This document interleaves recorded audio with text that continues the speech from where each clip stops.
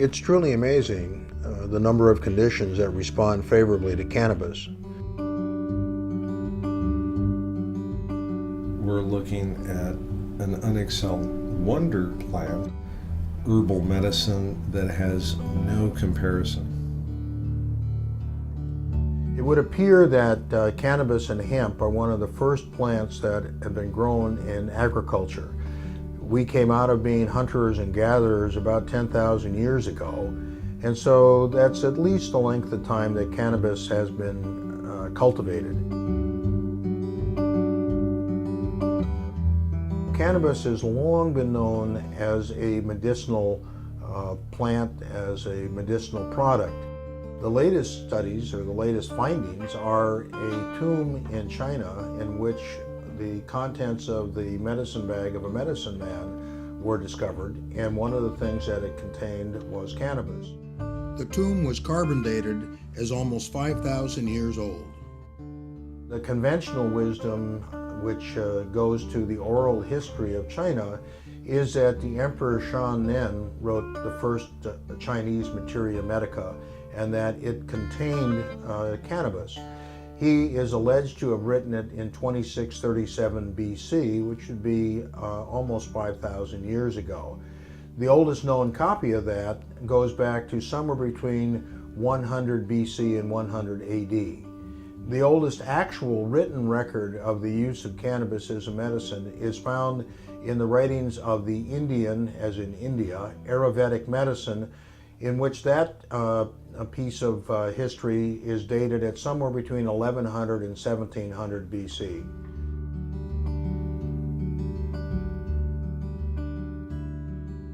Cannabis is found in every major materia medica that has ever been written. That includes the Ebers Papyrus from Egypt. It includes the writing of Dioscorides, who was Nero's doctor. And his Materia Medica was used for over 1,000 years. And it was included in the United States Pharmacopoeia from 1854 until 1941. Marijuana has been a medicine for a lot longer than it hasn't been a medicine.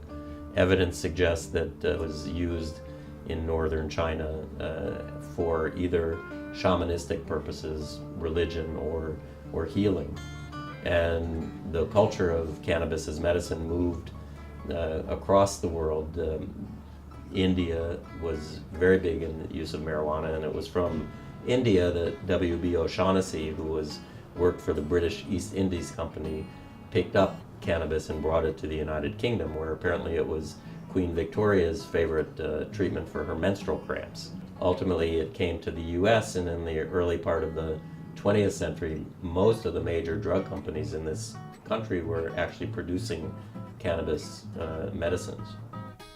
Up until the beginning of the 20th century, cannabis was probably the second or third most commonly used medicine in the world. Cannabis was found in patent medicines that were manufactured by such familiar names as Eli Lilly, Squibb, Merck, Parke-Davis, Smith Brothers, the Smith Brothers cough drops. And it was available powdered, chopped, whole, and as tinctures. It was only in 1937 when Congress enacted the Marijuana Tax Act that imposed a levy of $1 an ounce for the use of medical marijuana that was the beginning of the end for marijuana as a medicine in the United States. It was in 1942 that it was totally removed from the U.S. Pharmacopoeia, or the formulary, but up until 1942, physicians could still write prescriptions for cannabis. So, marijuana hasn't been a medicine for 68 years in this country, but it has been a medicine in the world for 3,000 years. There was the misconception that use of marijuana led to debauchery and physical violence, and for that reason, I guess the investigator, I guess we were probably more conservative than we are now. That's hard to believe. So it was considered the way alcohol was considered back in the time of Prohibition. And so it was prohibited, all uses of marijuana, because it had been used medicinally as well as for recreationally. So all uses were declared illegal, and marijuana then was given the status of a Schedule I substance, which means a substance without any recognized, any demonstrable therapeutic effects, as opposed to cocaine, which was also declared illegal for recreational use, but it still had medicinal properties as a local anesthetic, for which it is used today, to this day. And that's Schedule II.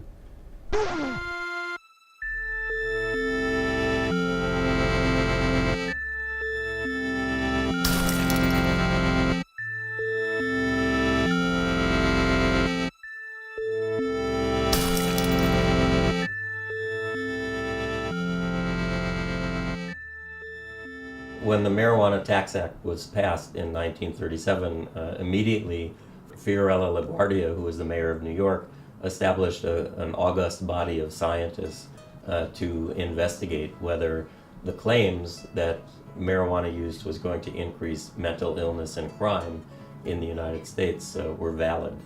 And the LaGuardia Commission report was issued in 1942, and they concluded that marijuana was a good medicine, and that the claims that its use would increase crime and mental illness were unsubstantiated. Prohibition cannot be enforced for the simple reason that the majority of American people do not want it enforced and are resisting its enforcement. That being so, the orderly thing to do under our form of government is to abolish a law which cannot be enforced, a law which the people of the country do not want enforced. That sentiment was repeated in 1972 when the Nixon Marijuana Commission wrote their report. This was in the face of the admonition by President Nixon that they not recommend the legalization of cannabis for recreational use. Oh, there is a commission that is supposed to make recommendations to me about this subject. The recommendation of the commission in its first report is that we do not feel that private use or private possession in one's own home should have the stigma of criminalization, that people who experiment should not be criminalized for that particular behavior. Every 10 years or so, our government has sponsored another look into marijuana as medicine. The last one actually now being 1999, when the Institute of Medicine did it. And every 10 years, these august bodies come up with the same conclusion, that there's medicinal value to marijuana, and its adverse effects and addictive potential and gateway drugness are overstated. And for some reason, every 10 years, these reports go, I don't know if they're ignored, but they certainly don't seem to change policy. In 1974, a fellow with glaucoma who was going blind named Robert Randall was arrested for possession of marijuana. He had found that using the marijuana had diminished the symptoms that he was having, and it was later found by both Johns Hopkins and the Jules Stein Eye Institute at UCLA that this was the only thing that would preserve his eyesight. And the federal government then agreed to provide Mr. Randall with marijuana for medical purposes. He had made an agreement, or the government thought he had made an agreement, not to tell anybody about this. Well, as soon as it happened, he told as many people as he could, and began to spread the word, and people began to apply for this program, which was called the IND program. At one time, there were as many as 15 Americans who were receiving 300 hand-rolled marijuana cigarettes a month from the federal government. And there were another 35 people who were approved for the program. In 1989, the first Bush administration decided that they needed to review this. They were concerned that too many people were applying for the program, and if too many people got on it, the public might get the, quote, wrong idea that marijuana actually had some medical value, which of course it actually does have some medical value. Just prior to that time, in 1988, the chief administrative law judge of the Food and Drug Administration issued a ruling recommending that marijuana be rescheduled from Schedule 1 to Schedule 2. In his ruling, he found that marijuana was one of the safest therapeutic agents known to man, and he stated that it was safer than eating 10 potatoes. So I've always been very careful about the number of potatoes I've eaten since then. Marijuana was widely used in the 19th century for the treatment of asthma. And in the 1970s, we found that marijuana has a bronchodilator effect. It's because of the THC in marijuana.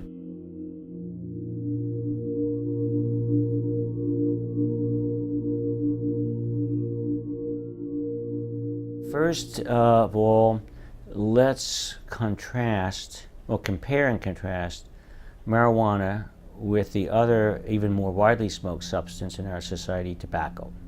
The tobacco was used more widely than any other smoked substance, and marijuana is second only to tobacco. Lucy, Yes, dear. give me a cigarette, will you, hon? Don't say cigarettes, say Philip Morris. Oh? Is there any other kind? Not for you, there isn't. Nothing but the best for Mr. Ricardo.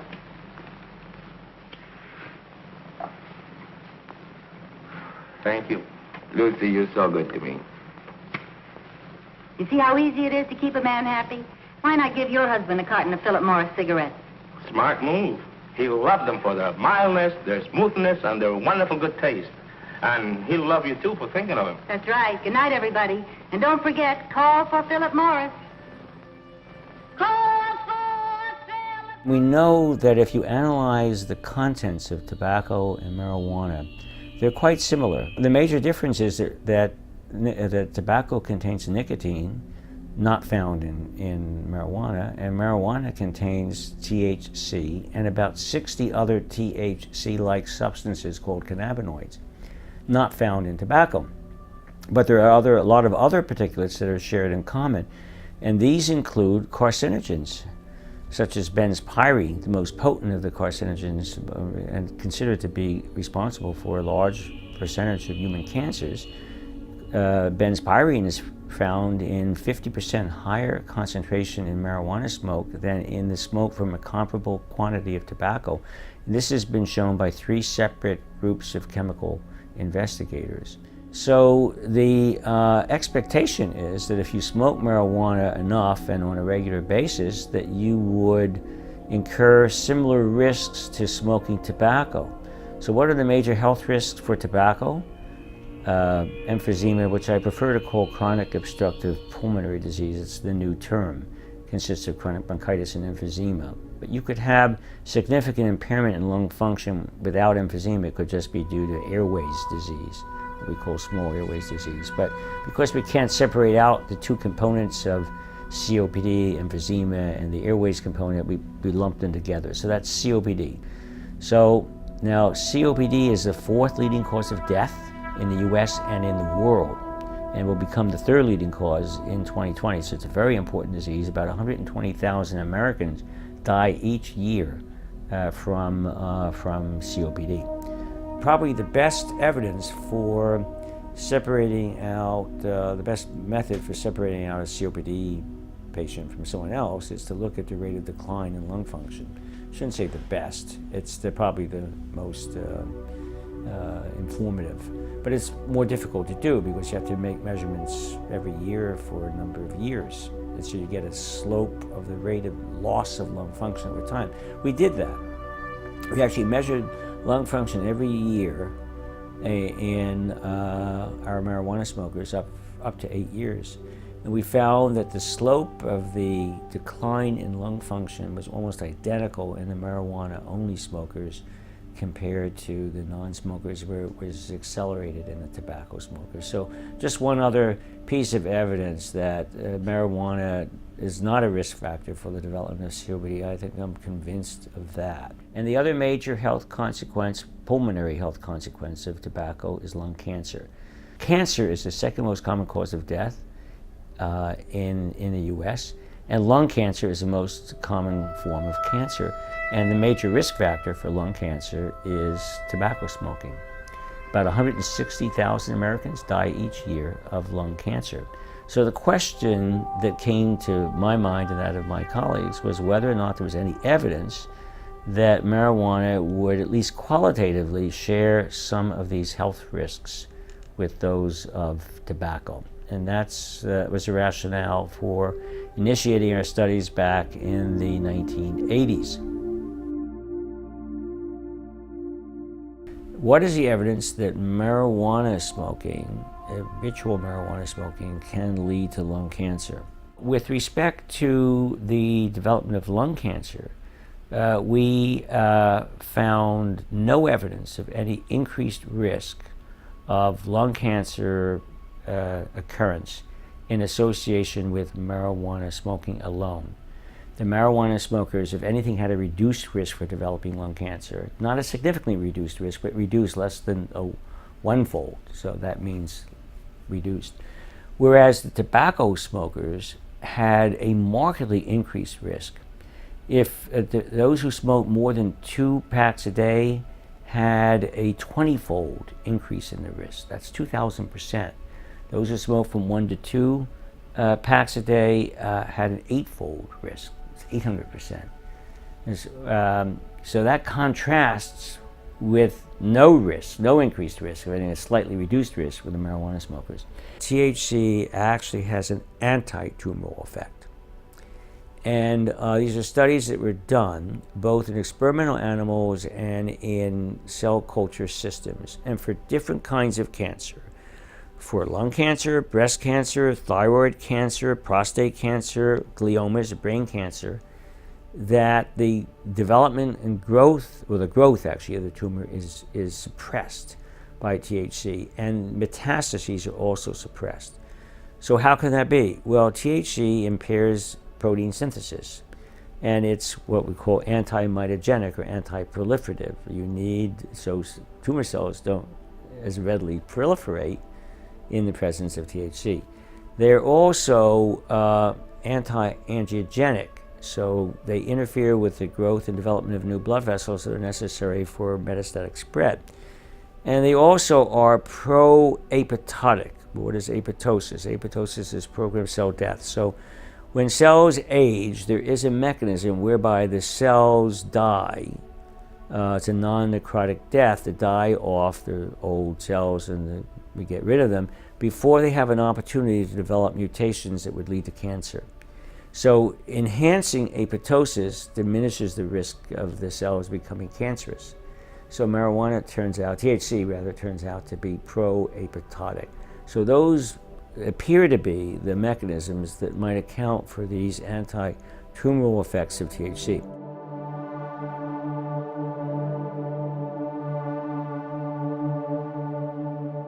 We decided to do our own case-controlled study. Funding from the National Institute on Drug Abuse, which is a major funding agency for marijuana-related research. This was the largest study ever conducted on this subject. It was very well designed. We used the Los Angeles Tumor Registry to identify, rapidly ascertain all the cases of lung cancer and head and neck cancer that were diagnosed in the LA County system.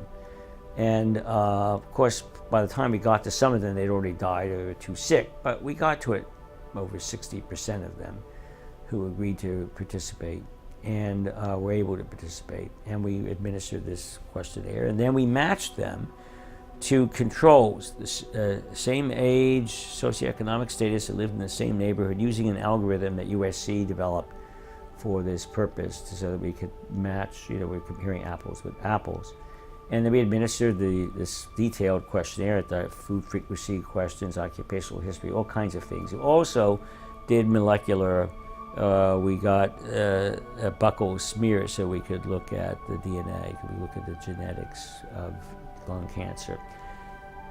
So what we did was to recruit smokers, heavy smokers of marijuana, at least a joint a day for a week, and it ended up that the average smoker of marijuana whom we recruited smoked 3 joints a day for about 15 years. And that's also required that they smoke that much for 5 years. But on the average, they smoked 3 joints for 15 years. So that's about 45 to 50 joint years. A joint year is the number of joints smoked times the number of years smoked. Over the study population was, I think, between 35 and 59. I think 35 was a younger age group. Because we thought that they had to be teenagers in their early 20s at the time of the, at least in the marijuana epidemic, which was in the mid 60s. So prior to that time, very few people used marijuana, but after that time, it just mushroomed up to 1979, which represented actually the apex, the acme of use of marijuana in our society. So that's why we chose those age limits. And so what do we find? For any category of cannabis use, including heavy use we define as more than 10 joint years, but we looked at 20 joint years and 30 joint years. For every category of marijuana use, the ratio was less than 1, meaning reduced risk. It wasn't significantly reduced, but it was reduced. And the confidence intervals were not that wide, around the point estimate. So there was no evidence, and we controlled for all the known reputative factors, for socioeconomic status, concomitant, tobacco smoking, alcohol, etc. At the same time, when we did a similar analysis for the tobacco smokers, there was a huge effect of tobacco. Gee, we ought to do something, Fred. Okay? How's about taking a nap? Hey, I got a better idea. Let's take a Winston break. That's it! Winston is the one filter cigarette that delivers flavor 20 times a pack. Winston's got that filter blend. Yeah, Fred. Filter blend makes the big taste difference, and only Winston has it up front where it counts. Here, ahead of the pure white filter. Winston packs rich tobaccos specially selected and specially processed for good flavor in filter smoking. Yeah, Barney, Winston tastes good, like a cigarette should. So I'm a cancer doctor, and every day I see patients with cancer who have nausea from their chemotherapy or their cancer, loss of appetite, pain, depression, insomnia. And my experience over the past 30 years of being an oncologist is that there's one medicine that I could recommend to patients that can take care of all of those problems. Instead of writing 5 different prescription drugs, all of which have side effects and addictive potential, I can tell my cancer patients to try marijuana to take care of any combination of those symptoms. The first study that I really wanted to do was in patients with the so-called AIDS wasting syndrome, which was something we saw before the availability of active antiretroviral drugs, and patients with HIV infection just wasted away. They lost weight, they got diarrhea and fevers, and dronabinol, delta-9 THC, became available to help those patients increase their appetite. When we prescribed those patients dronabinol in the early 90s, they said, this is okay, but I really prefer to smoke real cannabis, because when you take cannabis by mouth, either as delta-9 THC or eating, in fact, baked products, the absorption is very slow and variable. So it takes about 2.5 hours for a peak to be reached, and the peak level in the blood is quite low, and then it stays in the body for quite a long time as well. Also, when taken by mouth, the delta-9 THC becomes converted by the liver to another psychoactive metabolite. So people that take dronabinol or eat cannabis baked products often get more zonk than people who smoke, because when you smoke, you don't get that second metabolite. Also, when you smoke, you get a very rapid peak in the blood in 2.5 minutes, as opposed to 2.5 hours. So people can really control the onset of the activity and how long it lasts better if they're smoking rather than swallowing either a pill or eating a baked product.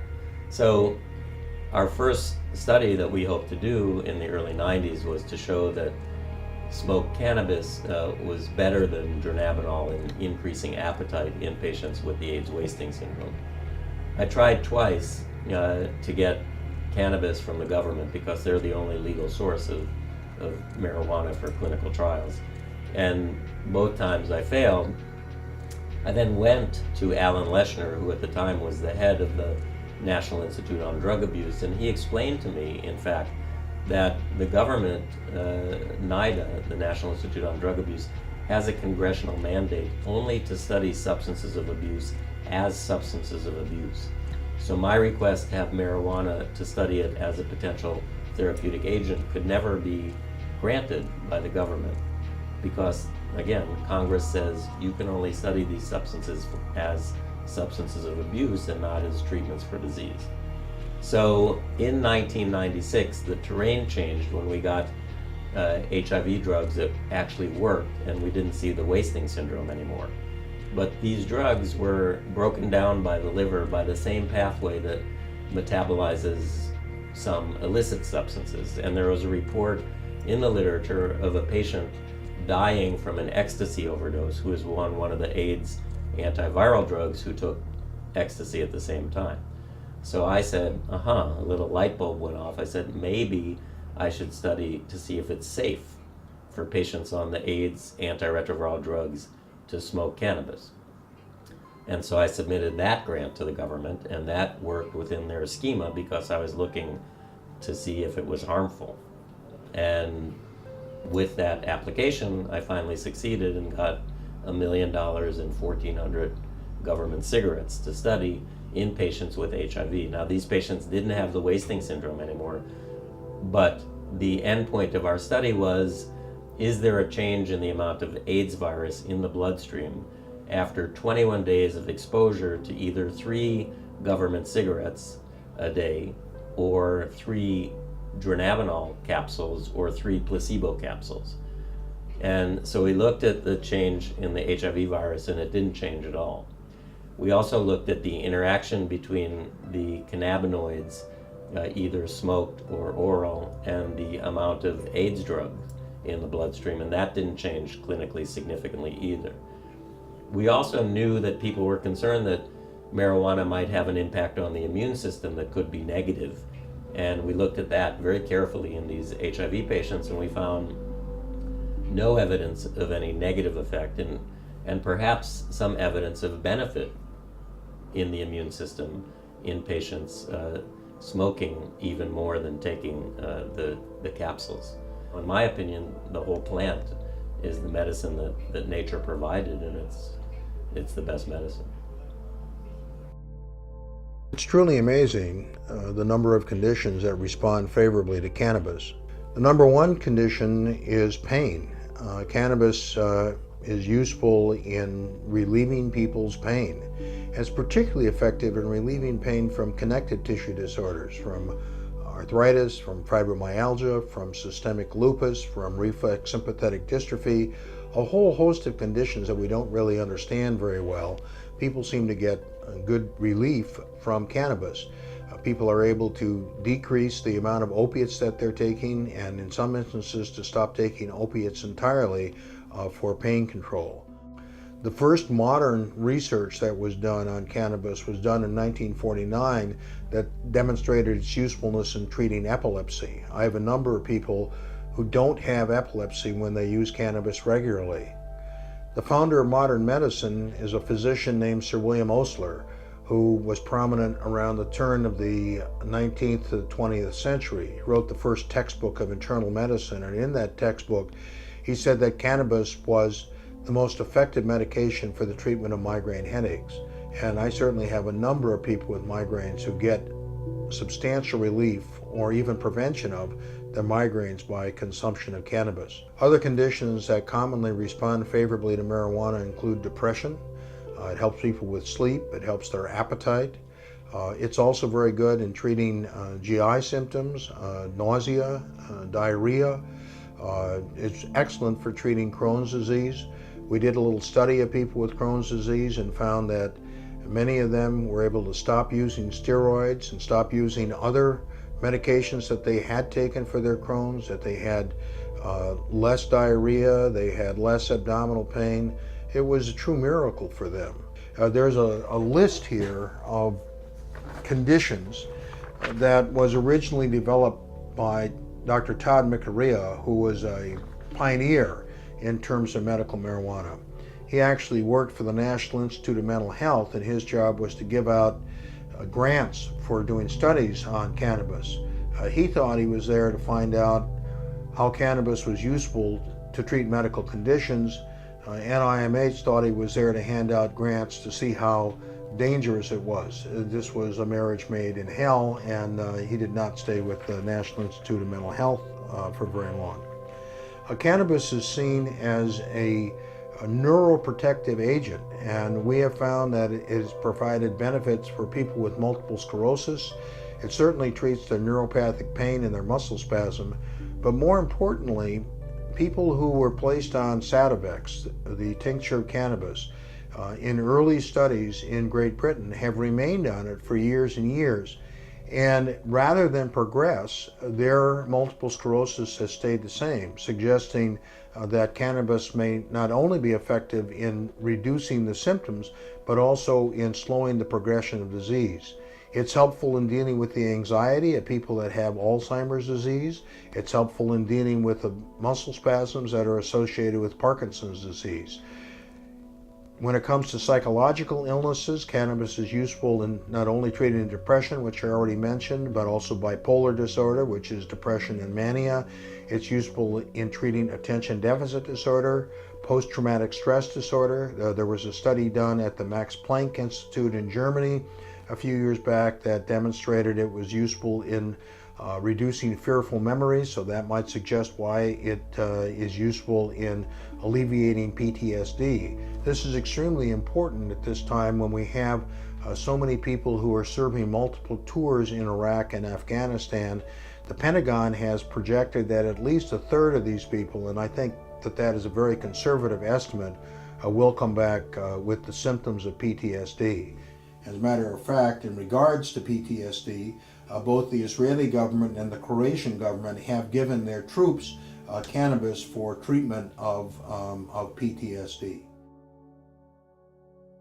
The list just goes on and on. Many conditions cause pain, serious conditions. Ankylosing spondylitis, which can actually turn you over, make you bend over in a crippled position. People who have failed back surgery. People who have herniated discs. People who have chronic dislocated shoulders. All of these people get relief from cannabis, and they find that the cannabis provides that relief with fewer side effects than the opiates do. Another thing that is sort of counterintuitive where cannabis is useful is in the treatment of asthma. You may have seen the ads for Advair that say it's both a bronchodilator and an anti-inflammatory. Well, so too is cannabis. This is why there were numerous marijuana cigarettes on the market in the 1920s for the treatment of asthma, specifically for the treatment of asthma. So, as I pointed out by holding up this list, the list of conditions for which cannabis is useful is extremely lengthy. That's a quick overview of some of the conditions that cannabis is useful in treating. Most people tend to take cannabis at least in the evening. Some people take it more often than that. And the reason is that many of these conditions interfere with sleep, and then there are some people who just have sleep problems, have insomnia difficulty, and cannabis is very useful in assisting people in going to sleep. Now, if they have difficulty staying asleep, in addition to smoking or vaporizing or using it sublingually, they should also use it as an edible or drink it, because it will kick in 45 minutes into their sleep and it will be effective for about 5 to 6 hours. There are a number of different ways of administering cannabis, of getting it into the body. Smoking and vaporizing cause the chemicals to get into the body upstream of the liver. So you have unmetabolized cannabinoids that are going to the brain. Now, this doesn't mean that when the cannabinoids go through the liver that they are inactivated, but it means that they're different. 85% of the cannabinoid is metabolized on its first pass through the liver. The other thing is that when it goes to the brain immediately by the respiratory route of administration, the effect will be in 15 to 30 seconds. Whereas if we wait for it to go through the GI tract and through the liver, it will take 45 minutes before it's effective. Now, each one of those routes of administration is going to give you a slightly different mix of chemicals, because when you smoke it, you are oxygenating the cannabinoids and the other chemicals that are in there. So while you may be vaporizing the cannabinoids that are immediately behind where the flame is, you're also burning the cannabinoids that are right at the junction there. So that smoked marijuana is not identical to vaporized marijuana. With the vaporized marijuana, all of the volatile oils will be volatilized by the time you get to 340 degrees centigrade. And you will have removed or be exposed to about 70% fewer irritants than when you smoke it. It also has a somewhat different odor. It doesn't have the characteristic classic burnt rope odor, but it has more of a nutty odor. Now, when you eat marijuana, you're going to have metabolized 85% of the cannabinoids. People who eat it talk about having a body high as opposed to a mind high, and that is because you're being exposed to a different combination of cannabinoids. Now, some people have found that an under-the-tongue spray, which is what Sativex is. Sativex is an alcohol extract of the whole plant, which combines extracts from two plants, one that's high in THC for its therapeutic value, and the other that's high in CBD to keep down the euphoria, its anti-euphoria effect. And when you spray it under the tongue, it will be effective in about 15 minutes, but it will go to the brain first before going through the liver. On the other hand, there are many people in Canada where Sativex is legal that find that they still prefer cannabis to Sativex. Now, Sativex is prescribed in Canada, and it appears as though the British government and or the Spanish government may also approve Sativex in the near future for sale as a pharmaceutical in their country. The U.S. Food and Drug Administration found that Sativex, basically liquid marijuana, was safe enough to be tested on Americans, and they approved a phase 3 clinical study. Phase 3 just means with human beings, in December of 2005 to determine whether or not this under-the-tongue tincture spray was useful in relieving intractable pain in people with cancer. This study did not get started until 2007 and is still ongoing. There have been numerous studies with cannabis and tincture cannabis and pain that have shown that it is useful in relieving pain. Now, we've talked about under the tongue, we've talked about smoking, we've talked about vaporization. There's also the synthetic delta-9 THC can be taken orally, just like edibles can be taken. And the main problem with edibles is that it's hard to tell whether you're going to get a dose that is going to just deal with the therapeutic needs that you have, whether it's going to give you euphoria or whether it's going to give you dysphoria. And you need to have a regular supply so that you can be fairly certain that you're going to take an amount that will be the therapeutic dose and not an amount that will give you dysphoria as a side effect. Lastly, the curanderos, who are lay healers in southern Mexico and Central America, have used tincture of cannabis as part of their therapeutic armamentarium for at least 200 years. The topical application of tincture of cannabis is useful, particularly on the small joints, the fingers and toes, in dealing with pain associated with arthritis. And the reason for this is that cannabis is both an analgesic, a painkiller, and an anti-inflammatory. And we know this not only from the anecdotal evidence that we have, but also from thousands of studies that have been done around the world mainly with animals and sometimes in tissue culture.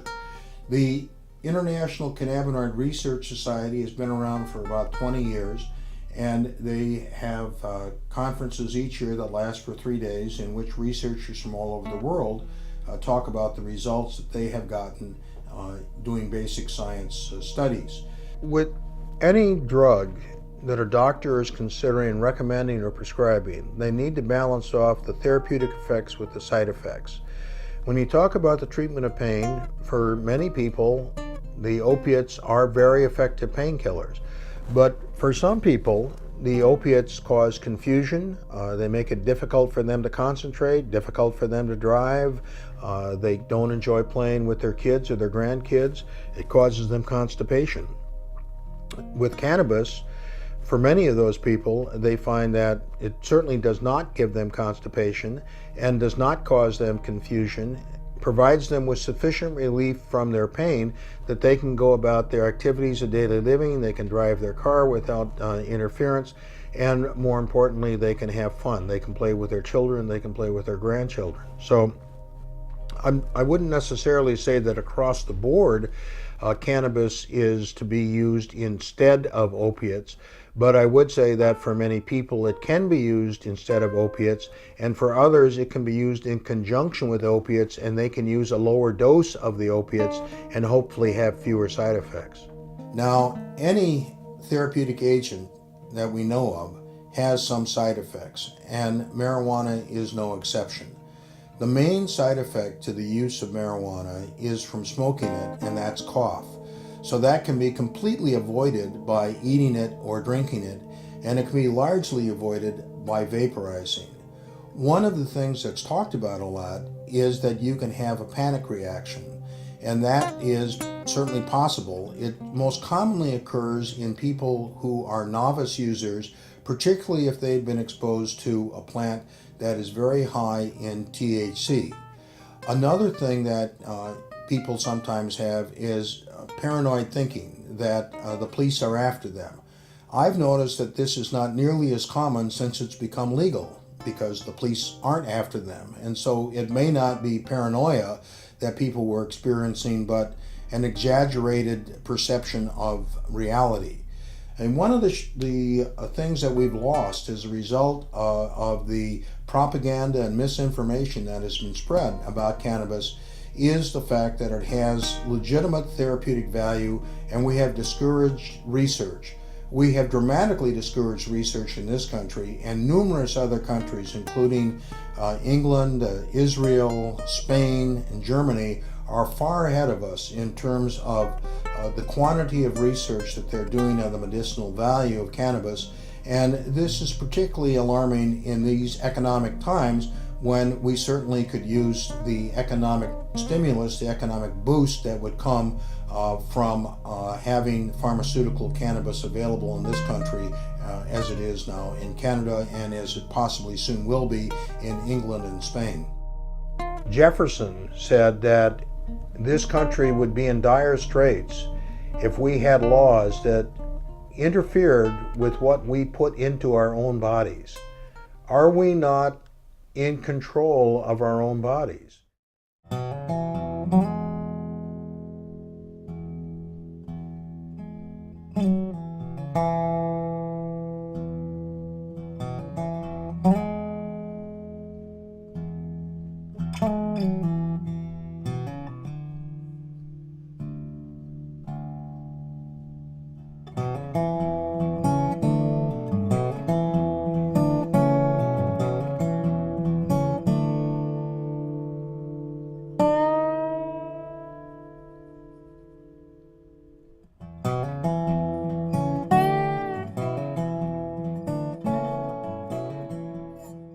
Marijuana is a medicine that patients themselves can grow.